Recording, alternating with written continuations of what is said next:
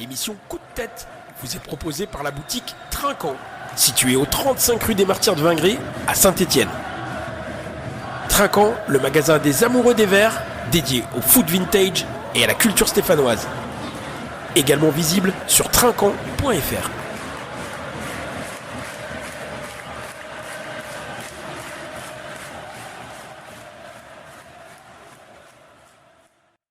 Salut à vous chers auditeurs, bienvenue dans l'émission Coup de tête, l'émission Rock and Foot qui analyse et décortique l'actualité des Verts. 33e journée de Ligue 2, Becté Saint-Étienne se jouait en Aveyron face à Rodez pour un match ô combien important et les Verts reviennent avec une défaite, troisième défaite de plus. Quelle désillusion quand on est supporter stéphanois, et j'en ai deux à côté de moi. Olivier, salut à toi Olivier. Ouais, dans mes petits souliers parce que c'est le stress total, hein, l'angoisse et puis le stress de cette fin de saison haletante. Et à côté de lui, Eric, salut à toi Eric. Pour être en raccord avec la couleur locale, les Verts étaient samedi à Rodez en mode outre noir. Bonsoir à toutes et à tous. L'outre noir de Soulage, et oui, le musée est juste à côté du stade de Rodez. Voilà, on a assisté à une prestation affligeante des Stéphanois et on va y revenir, on va analyser cette rencontre et on va parler aussi de la dernière journée qui compte toujours, hein, puisqu'il est toujours possible mathématiquement de monter en Ligue 1.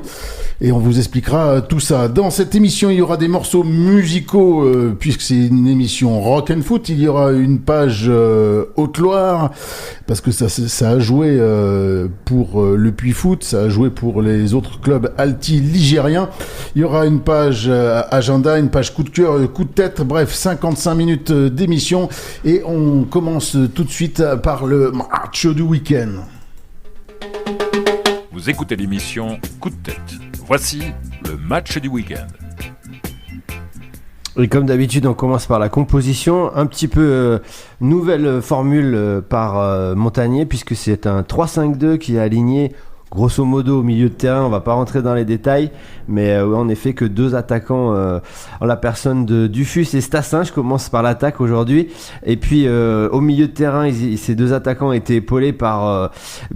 sur les côtés en piston, Benol d'un côté, Apia de l'autre, Miladinovic, Bouaké au milieu de terrain, en sentinelle, Kanté, en défense, le trident, Nadé, Bernauer, Pedro, et dans les buts, évidemment, l'Arseneur. Alors, qu'est-ce qui s'est passé du côté de Rodez ? Eh bien, on a vu un schéma très très simple, puisque les Ruténois, ça m'avait échappé, mais ils jouent vraiment exclusivement en transition, et c'est sur un premier contre de Rodez qui va se terminer par une frappe d'Arconte. On est à la 12e minute et déjà l'Arseneur doit s'employer. À la 15e minute, à la suite d'un manque d'agressivité d'Apia, c'est Galvez qui centre. Le centre pour Galvez échoue de peu, il manque le cadre, le Ruténois, et puis ça s'enchaîne, hein, parce que ce n'est que partie remise, perte de balle de Miladinovic, hein, donc on l'a déjà vécu, on a l'impression, manque d'agressivité de Benold sur un contre Ruténois, ce qui permet à Ibrahima Baldé d'ajuster l'Arseneur, et ça fait 1-0 au quart d'heure de jeu. La réaction stéphanoise est quand même timide, mais Bouaké frappe des 20 mètres et oblige le portier aveyronnais à se coucher. On se rend plutôt coup pour coup, hein, puisque c'est un nouveau contre que l'Arseneur va sauver en sortant du pied devant Baldé une nouvelle fois. À la demi-heure de jeu, c'est un joli mouvement collectif des Verts. Quand même, s'il y a quelque chose à leur attribuer, c'est cette action de la 30e minute assez rondement menée, qui se conclut par une belle frappe de Stassin repoussée par une belle envolée de Quentin Bratt, le gardien de Rodez. Et puis avant la mi-temps, Rodez continue à planter ses banderilles en contre, et c'est Arconte qui va trouver Baldé, et la frappe du Ruténois va trouver la barre transversale, une frappe un peu molle mais qui touche quand même la barre transversale. Voilà pour la première mi-temps. Côté stéphanois, on va changer de dispositif. On va passer plutôt en 3-4-3. On va faire rentrer un attaquant supplémentaire en la personne de Cardona et on va faire sortir Miladinovic. Bon, ça va pas porter ses fruits tout de suite, même s'il y a une jolie frappe de Dufus à la 50e minute. Il y a aussi des actions ruthénoises, encore et toujours des assauts, des vagues et comme ça qui arrivent à la vitesse grand V sur la défense stéphanoise, notamment sur une balle dans le dos, la spécialité de Rodez, ces fameuses transversales qui viennent dans le dos de la défense, dans le dos de Hold, qui est impuissant sur cette action-là. Un centre au cordeau de Galvez pour Arconte, mais sa frappe touche le poteau d'abord et elle est reprise par Baldé, ce qui donne le 2-0. C'est l'action du 2-0 et étrangement Ben Hold est également dans l'histoire. Les ennuis continuent côté stéphanois avec la blessure de Kevin Pedro qui est remplacé par Gadegbekou peu de temps après. Et on a même une balle de 3-0 pour Rodez à une 75e minute, mais l'Arseneur va repousser une frappe puissante de Younoussa, vous devez vous en rappeler. Malgré tout ça, et c'est ce que va souligner Montagnier, les Verts ne vont pas vraiment lâcher, tout du moins certains joueurs comme Cardona qui déborde et va centrer en rentrée pour Boaké, dont la frappe va mettre Bratt à contribution. Le même Boaké va réussir son coup sur coup franc. Il va trouver Cardona qui va reprendre en pivot pour le 2-1. On y croit encore un petit peu, mais ça ne va pas arriver, l'égalisation stéphanoise. Même si Apia a une balle d'égalisation dans la surface, il est trouvé par Stassin, mais le portier ruthénois va encore une fois repousser, ce qui donne, avec très peu d'arrêt de jeu, une victoire de Rodez 2-1 et pas mal d'interrogations dans le camp stéphanois, et je parle pas des blessures. Merci Olivier. Comme un symbole, le tonnerre gronde en ce début d'émission. Et 1 et 2 et 3-0 la semaine dernière, et 1 et 2 et 3 revers depuis ce week-end, au terme d'une nouvelle prestation indigente malgré l'enjeu crucial. Comment expliquer le visage récurrent montré samedi à Rodez ? Tu l'expliques avec notamment la succession de blessures. Et il y avait quand même plus de 11 joueurs indisponibles pour cette rencontre, on le savait, notamment notre libéro stopper, le Cardinal, qui depuis son arrivée en janvier a fait énormément de bien à notre défense.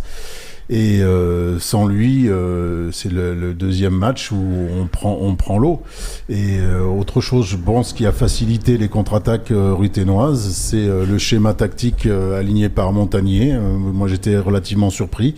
Une défense à 5 qui se trouve souvent en défense à 3. En plus, on connaissait comment fonctionne Rodez, c'est-à-dire en contre-attaque, et on leur a facilité le travail en montant à l'abordage sur le corner. C'est juste avant le but encaissé, le premier but encaissé par les Verts. Tu as quand même Bernauer et Nadé qui montent. Il y a un autre défenseur qui monte également. Il n'y a plus personne derrière. Et comme souvent tu l'as dit, Olivier, on perd la balle dans ce milieu de terrain et en 2 passes, il y a un face-à-face avec notre portier stéphanois et ils font la différence. Et on connaît après la difficulté pour les Stéphanois de revenir dans un match une fois qu'on a encaissé le premier but. Voilà, je trouve vraiment regrettable. C'était pour moi évitable.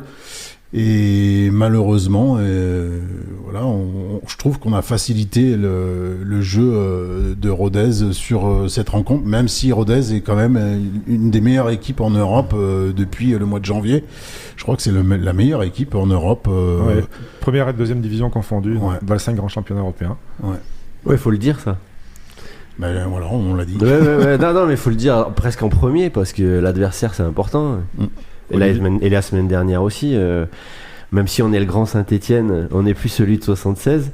Il faut tourner la page. Et là, dans le championnat, on a eu plus de 30 journées avant cette rencontre, et on savait très bien que on n'avait pas de marge du tout face à toutes les équipes de Ligue 2. Et surtout face aux deux plus offensives qu'on vient d'affronter, 3. avec son circuit de balles, et puis cette équipe de Rodez qui manie la transition mais à merveille, avec à chaque fois pratiquement mettre en difficulté les défenseurs. Montagnier avait opté pour des pistons pour gêner, justement, pour surveiller ces pistons ruthénois, mais c'est surtout les attaquants en fait qui arrivaient à plonger comme ça dans le dos de la défense, et puis des lanceurs, des quarterbacks qui arrivaient à trouver au millimètre ces attaquants à merveille. Et donc on a été tactiquement, on a échoué, on le voyait dès la première mi-temps. Voilà, donc alors que tu peux pas tout mettre sur l'adversaire, bien sûr, hein, mais tu rajoutes ça aux absents, comme Marco a dit, plus les blessures, et ben ça fait que c'est très compliqué. Tu penses comme Marco que le schéma de jeu n'était pas le mieux adapté ? En tout cas, ça n'a pas gêné du tout les Ruthénois, et on a été à chaque fois presque en difficulté. À chaque fois qu'il y avait l'ouverture pour Rodez, à chaque fois on était en difficulté, on était à réaction, à jouer les pompiers. Je l'ai dit, hein, l'Arseneur il sauve plusieurs fois, il y a des face à face, et puis nos deux pistons. Franchement, par rapport aux deux équipes qu'on vient d'affronter, je les échange contre les 4 pistons qu'on vient d'affronter, hein. Que ce soit Ben Holt sur cette rencontre, en tout cas, peut-être pas sur toute la saison, mais sur cette rencontre, il a été indigent sur le plan défensif. Quant à Apia, eh bien, je vais pas rajouter une pièce. Alors, je sais qu'il passe très bien avec les journalistes mainstream et que personne n'ose le critiquer, mais franchement, pareil, ça suffira pas d'être sympa. Je suis pas d'accord pour la prestation d'Apia. Moi, je trouve qu'il c'est peut-être un des meilleurs. Bon, il a pas été bon, hein, mais peut-être un des meilleurs verts sur la pelouse samedi soir. Hein. C'est tout dire. C'est tout. C'est pour dire. Ouais, non, mais on est d'accord. Hein, il a eu quelques erreurs dans les derniers mouvements, mais offensivement, je trouve qu'il a apporté en tant que piston. Voilà. Mais je trouve quand même bizarre de cette défense à 5, et puis surtout cette attaque à 2, parce que automatiquement tu peux pas déborder. Si, avec les pistons, c'est ce qu'Apia a tenté sur son côté droit. Côté gauche, ça n'a jamais été le cas du néo-zélandais, mais tu peux pas servir tes attaquants correctement si tu passes pas sur les côtés. Donc nos deux attaquants, Dufus et Stassin, il a fallu du temps pour qu'ils se créent des occasions, hein. Il y a eu une belle occasion, effectivement, à un moment donné, il y a un très beau mouvement, mais bon, on a que ça à se mettre sous la dent sur 90 minutes de la prestation de nos deux attaquants, hein. Moi, Dufus, pour moi, il faut qu'il aille sur un côté, hein. Faut qu'il aille sur un côté. Non, soit tu mets Dufus, soit tu mets Stassin, et il faut 2 ailiers. Le souci, c'est qu'on n'a pas les ailiers. Si, t'as Holt, mais il est défenseur, hein, et voilà. Non, je trouve que c'est vraiment du bricolage pour moi, et c'est pas étonnant au résultat de perdre une fois de plus dans un match qu'il fallait absolument emporter. On l'a dit la semaine dernière, mais tu passes complètement à travers et t'assistes encore une fois à une prestation. Mais oui, j'ai parlé d'affligeante, d'indigente. Mais c'est ça, quoi. On reconnaît pas nos Verts lorsqu'ils gagnaient 4-0, 6-0 pas contre Rodez. Au mois de septembre. Pardon ? Pas contre Rodez. On a bien mis 4-0 à Rodez à l'aller. Oui, voilà. Si. Oui, mais c'était pas la même équipe. C'était les mêmes joueurs. Ouais, oui, mais bon. Il venait d'arriver et la mayonnaise n'avait pas encore prise. Oui, tu as raison. C'était une autre tournure. Ce que je voulais dire, c'est que Montagnier, t'as l'impression qu'il a fait ce schéma tactique par peur, en fait, comme pour contrer. Il savait qu'ils allaient souffrir et qu'il fallait, tu vois, du monde sur les ailes, etc. Et ça a raté.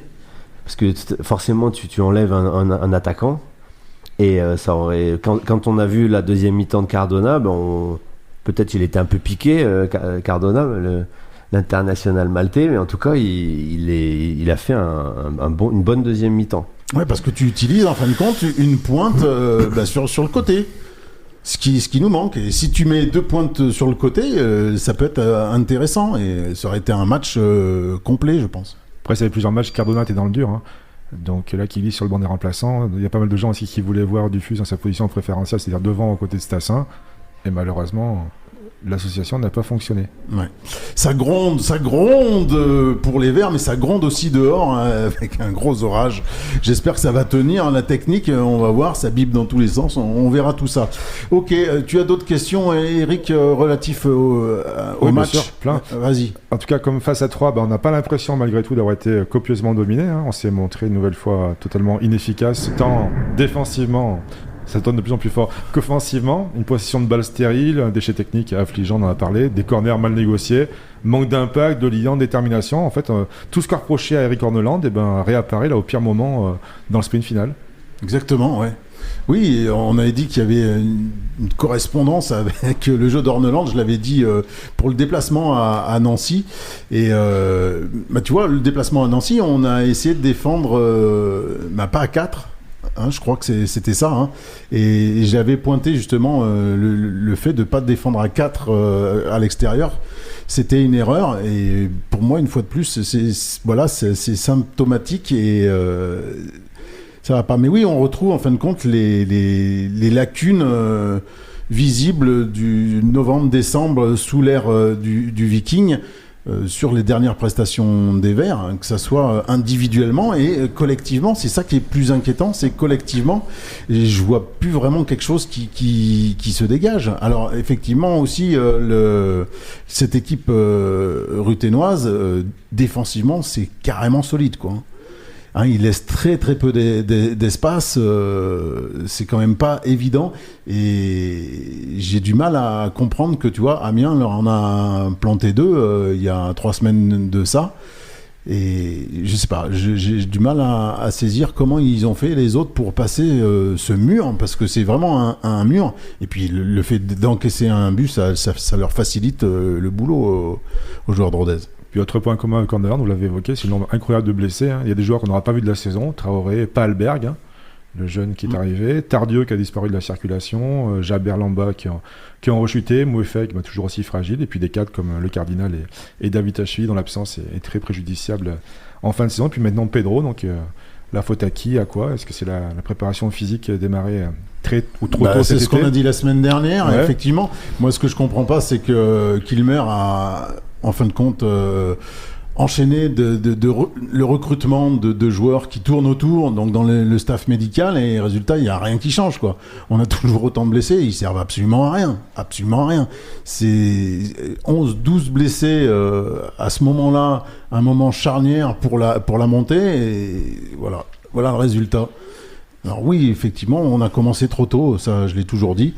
C'est vraiment dommage, quoi. On disait que le jeu prôné par Horneland était énergivore. Là, on a changé de coach. C'est pas ça que malgré tout, donc il y a autant de blessés. Hein. Après, Montagnier, il demande beaucoup d'intensité aussi. Hein. Quand il est arrivé, pas dans le pressing, pas dans le pressing, mais tu vois, ce qu'essaye d'impulser le Cardinal, tu vois, toujours du mouvement, de la vitesse, tu le vois. Après l'entraînement, il semble plus gérer les joueurs. Oui. Il leur demande, dès qu'ils le sentent mal, d'arrêter, tout ça. Donc ça, c'est plutôt bien. Hein. Mais malgré tout, donc les blessures apparaissent au pire moment. Exactement. Mais on a l'habitude. Hein. On est jamais. Je pense pas qu'on ait vécu une fin de saison, on va dire tranquille. Je sais pas. T'en es presque à espérer un ventre mou, tu vois, où il se passe rien.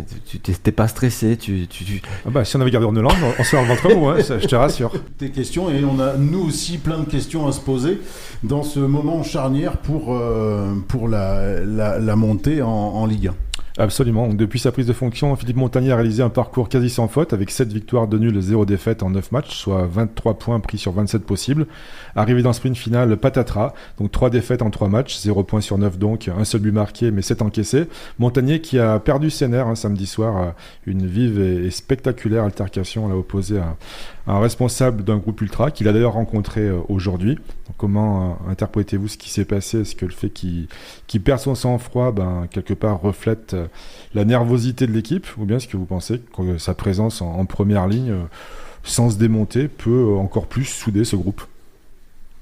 C'est pas évident de répondre. En plus, toi, t'y étais, donc t'as plus très spectaculaire. Ressenti la teneur. T'étais vraiment à côté de l'altercation, enfin de l'explication musclée. Dans le parquage, donc à la fin du match, les joueurs se tenaient à distance, et puis ce qui n'a pas plu aux responsables des groupes ultra qui sont entrés sur la pelouse pour exiger que les joueurs se rapprochent du parquage. Et à ce moment-là, au moment où ils se sont rapprochés, malheureusement, il y a eu des jets de projectiles, des sièges en particulier qui ont été lancés en direction des joueurs. Donc c'était très, très chaud. Et puis le coach a vraiment dégoupillé. Moi, c'est la première fois que je vois ça. Mais comme je disais en off à Marco, c'est une habitude désormais que les ultras exigent que les joueurs se présentent devant le coach. Surtout après une défaite, à part se faire insulter, moi je vois pas à quoi ça peut servir. Donc voilà, le coach n'a pas apprécié une des remarques apparemment d'un des meneurs des Magic Fans, pour les citer. Donc la situation s'est quelque peu envenimée, là, il a été séparé par les joueurs, mais moi c'est la première fois personnellement que je vois ça, ce type d'altercation. Ouais. Ça interpelle fortement. C'est triste parce que ils sont pas à leur place. Le Montagnier, il est pas à sa place comme les joueurs. Ils ont pas à aller voir. Ils sont pas redevables des supporters qui se déplacent. Moi, je trouve ça, c'est très typiquement français, je trouve, ce genre de choses. Alors oui, quand tu gagnes, aller applaudir, pourquoi pas le parquage des supporters, oui, mais voilà. Et puis les supporters, certains supporters qui descendent sur la pelouse, non, je suis désolé, les supporters, ça reste en tribune, ça reste pas au niveau de la pelouse. Donc s'il a écouté certaines paroles, c'est qu'ils étaient à côté, donc le gars il est descendu, donc ils sont pas à leur place. Montagnier, sa place c'est sur le banc. Voilà. Donc moi je trouve ça dommage, chose qu'on voyait pas dans les années 80, 90, 2000, et c'est devenu une habitude en France, je tiens bien à le préciser, et je trouve que c'est très bête. Voilà. Ce qu'il a pas aimé, c'est que les ultras lui disent que les joueurs ont lâché, ont triché et qu'ils font semblant. Donc ça il a pas apprécié. C'est vrai que la deuxième mi-temps plaide en sa faveur, dans le sens où jusqu'à la fin, ils ont une équipe qui triche, elle attend la fin tranquillement. Et là, ils ont quand même essayé. Alors, j'ai dit tout à l'heure, pas tous les joueurs peut-être, mais il y en a qui se sont vraiment dépouillés jusqu'à la fin du match. C'est ça, peut-être tricher dans le sens où certains joueurs ne se sentent pas forcément concernés. Ouais. On va pas raconter tout ce qui se passe, mais bon, il y a des choses qui sont pas très sérieuses. Oui, mais bon, les supporters, pour moi, là-dessus, ils ont rien compris. S'ils reprochent aux joueurs, ils ont pas le niveau, on les suit, on les voit bien qu'ils ont pas le niveau. C'est pas la faute aux joueurs, c'est pas la faute à 7 entraîneurs. C'est beaucoup plus haut que les mots de cette équipe stéphanoise. Exactement. Voilà, c'est évident pour moi. Donc non, ils se trompent. Les deux se trompent. Voilà. Alors on va se projeter sur les enjeux. Je ne sais pas si c'est nécessaire de faire la rubrique habituelle vers moitié plein ou moitié vide, parce qu'à part Nadé, je vois pas qui on peut ressortir du lot une nouvelle fois, qui était irréprochable. Ça fera plaisir à Marco. Après, on peut mettre toute l'équipe, je pense, on peut englober tout le monde, donc on va passer directement, si vous voulez bien, donc sur la suite et les enjeux qui nous attendent dès samedi. Après, on fera la préparation du match avec l'un d'entre vous. Donc aussi incroyable que ça puisse paraître, malgré 10 défaites en 33 matchs, donc soit quasiment une tous les 3 matchs, il reste au Vert une chance de monter directement en Ligue 1, même s'ils peuvent également, faut pas l'oublier, finir 5e.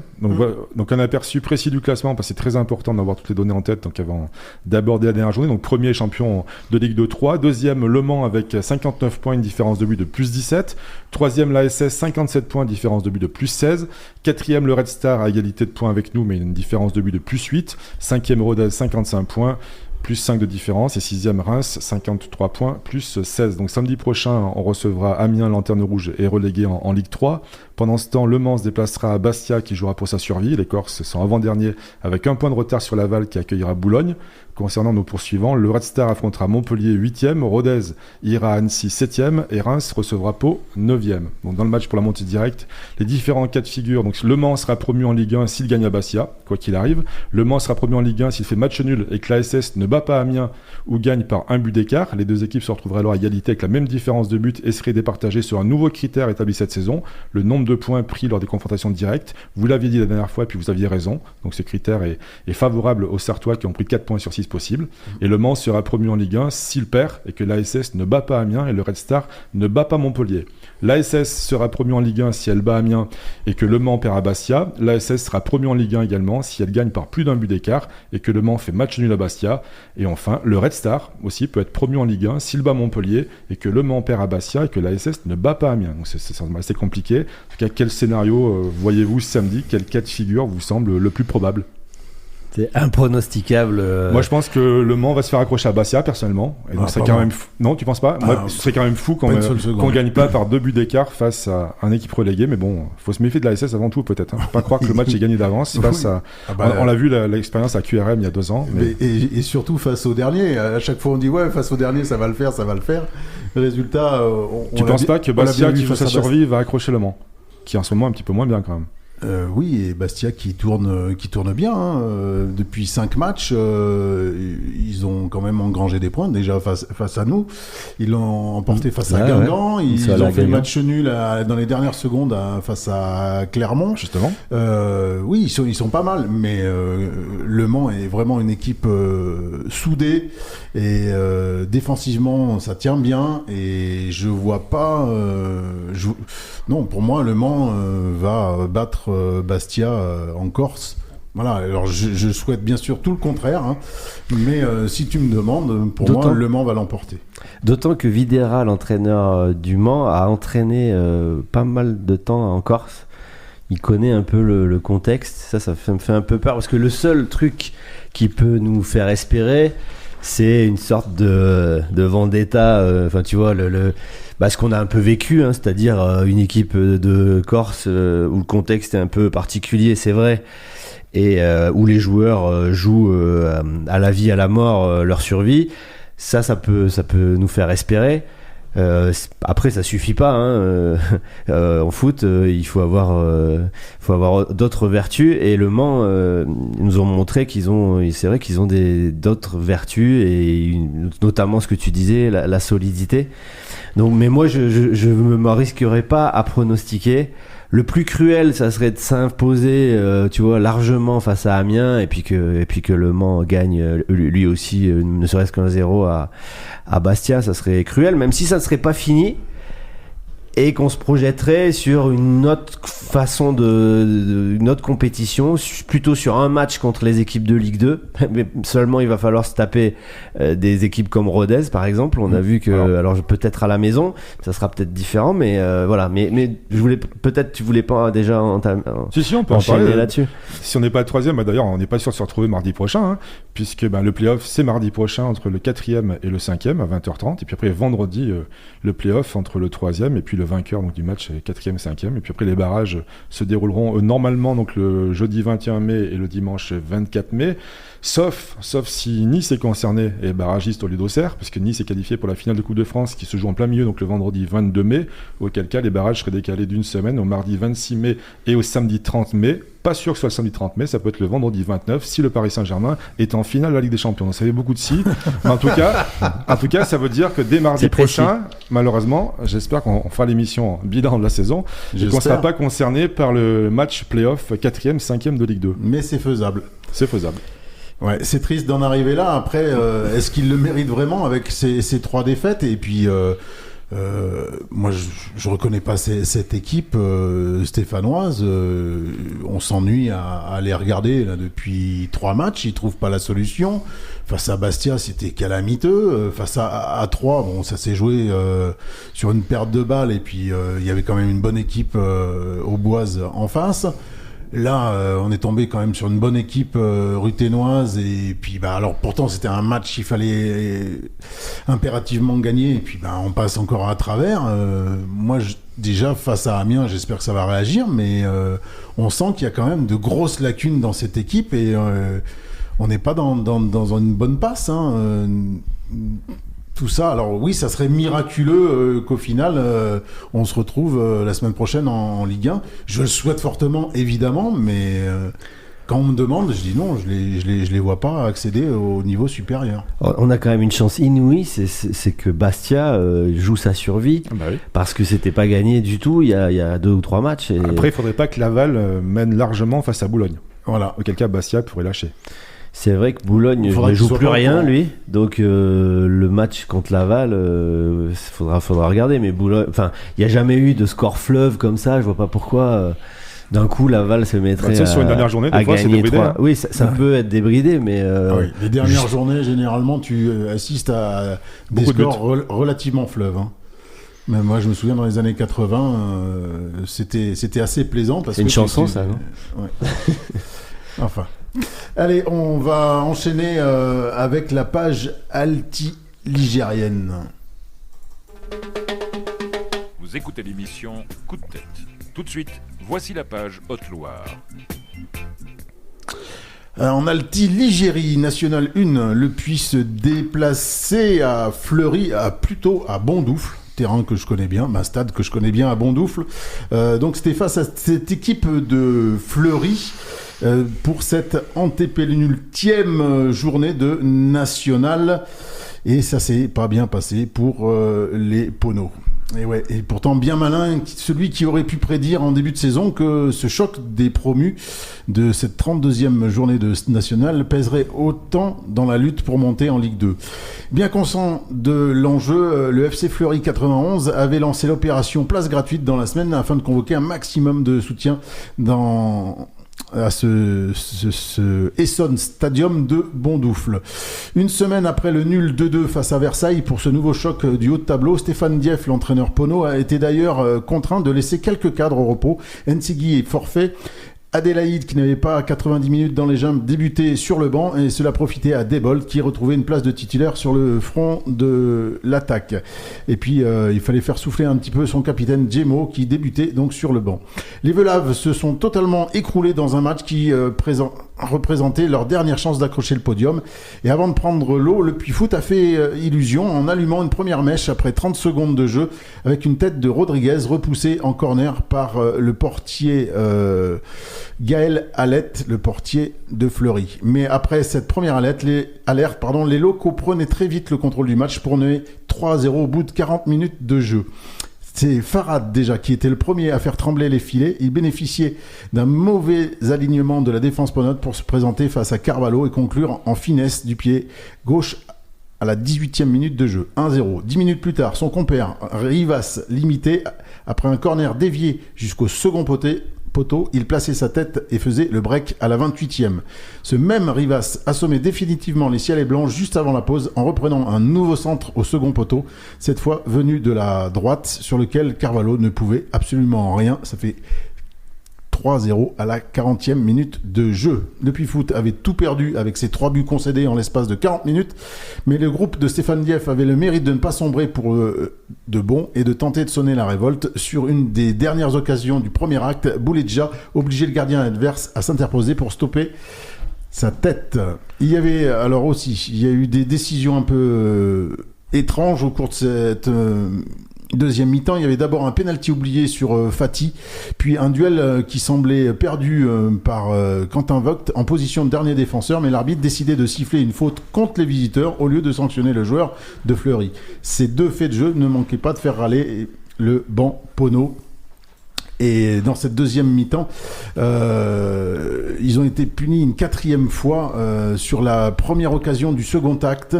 En profitant de plusieurs erreurs de relance, c'est Méoté qui se retrouvait en position idéale dans la surface afin de crucifier Mathis Carvalho. C'est une mauvaise relance entre le gardien et les défenseurs Pono.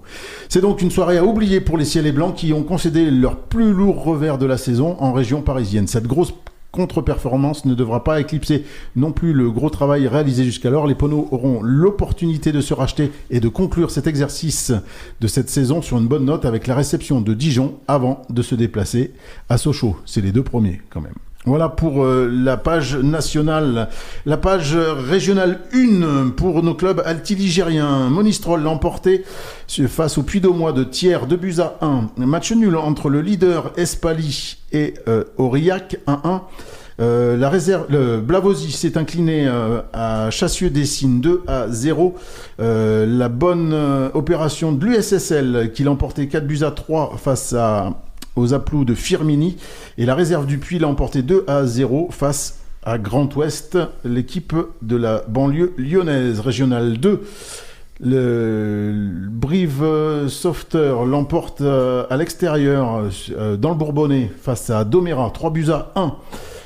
Brioude s'est incliné dans l'autre poule de Régional 2-0 face à Roanne, et Blavozy, la réserve de Blavozy, l'a emporté 1-0 face à La Palisse. Je tiens à souligner que dans tous ces clubs de Régional 1, ces clubs altiligériens ne sont pas menacés par la descente.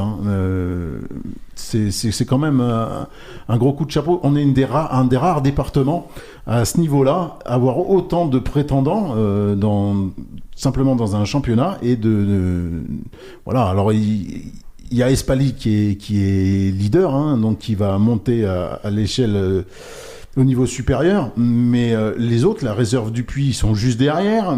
Il y a après USSL, Monistrol, Blavozy qui se tiennent dans le ventre mou, mais ils vont pas descendre, quoi. Donc moi je dis chapeau quand même à ces clubs altiligériens. Vous écoutez l'émission Coup de tête.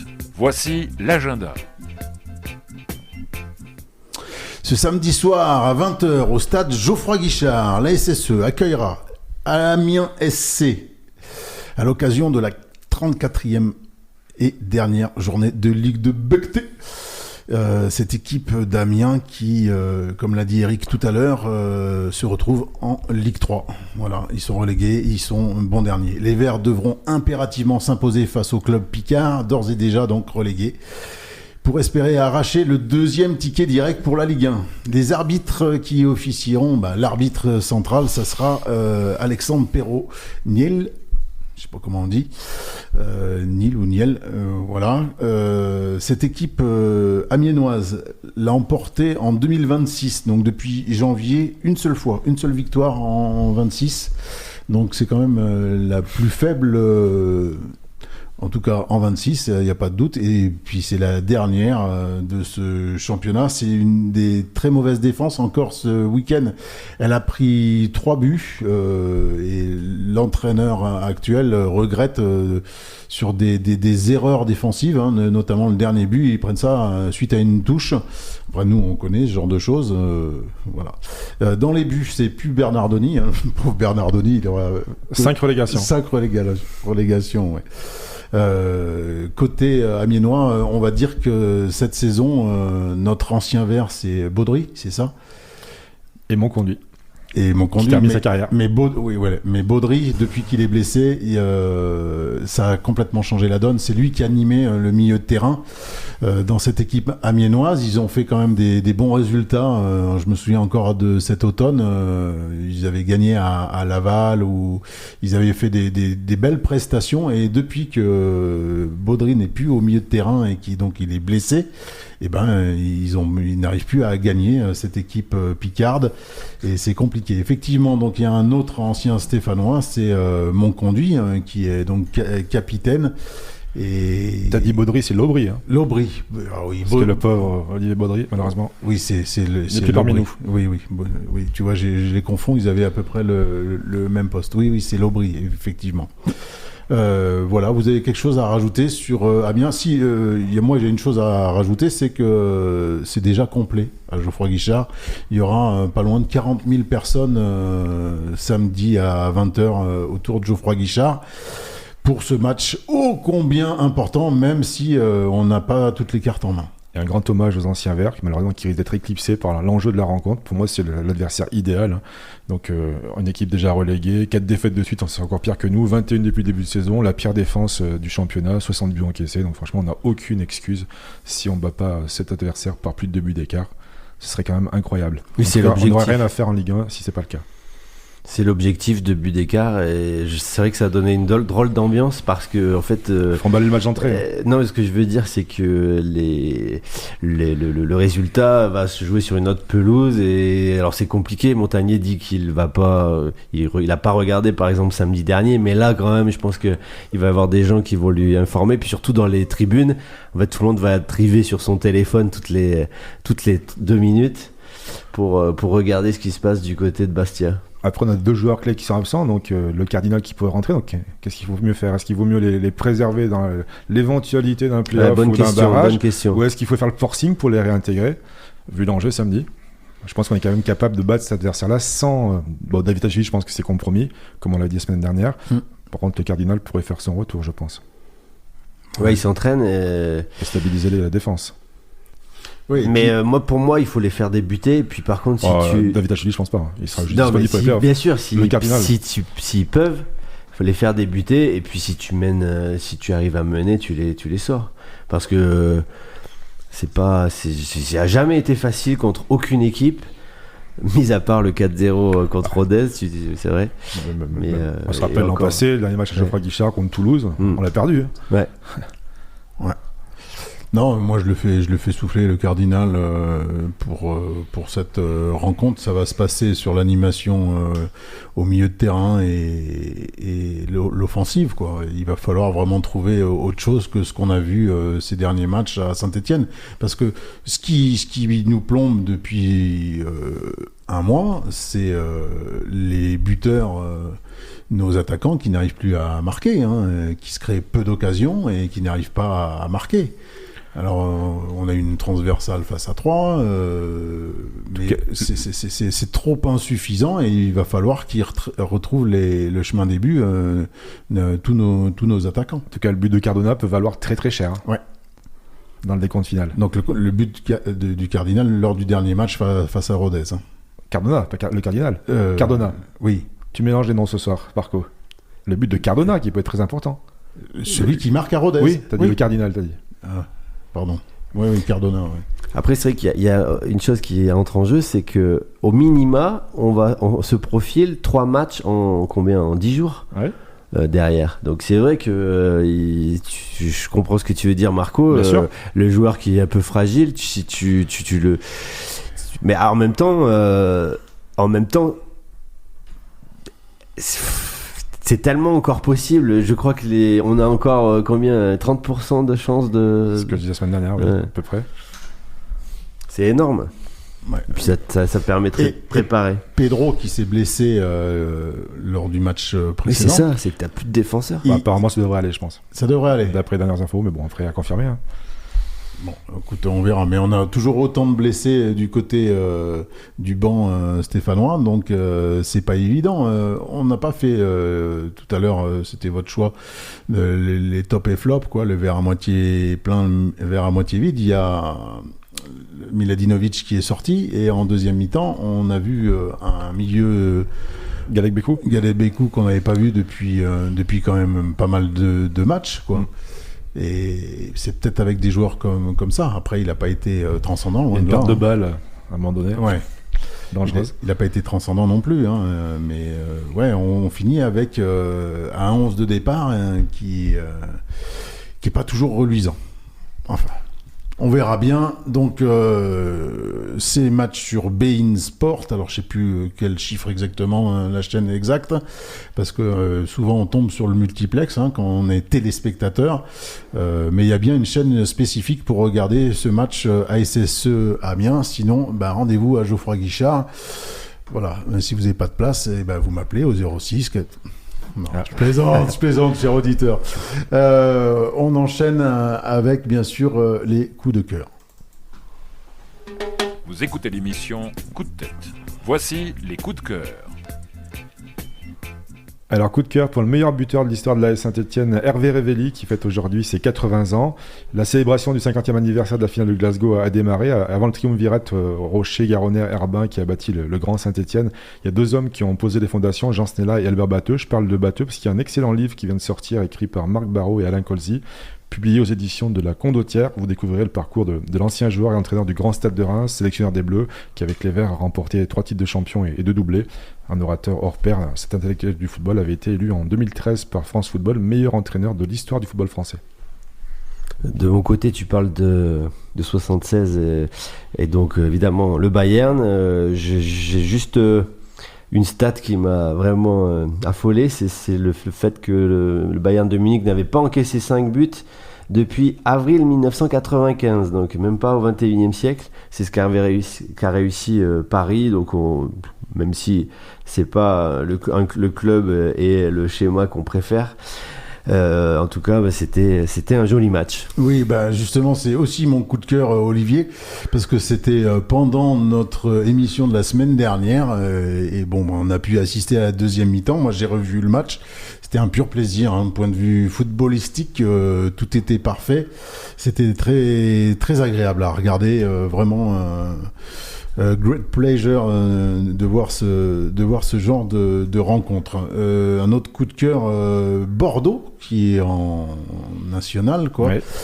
Ça y est, ils sont à 1 point du leader. On les voyait il y a un mois, ils étaient à 6 points et finalement le leader, il enchaîne des matchs nuls. Et résultat, à quelques journées de la fin, ils sont qu'à 1 point du leader, donc ça reste faisable pour nos Girondins et j'espère qu'ils monteront à la fin de ce championnat. J'ai bien aimé ce week-end en Ligue 1 le but d'Altamari avec Rennes, qui est une pure merveille. Donc il est jordanien, je crois. Très très beau but. C'était face en plus au vilain, donc bravo à lui. On enchaîne avec les coups de tête. Vous écoutez l'émission Coup de tête. Voici les coups de tête.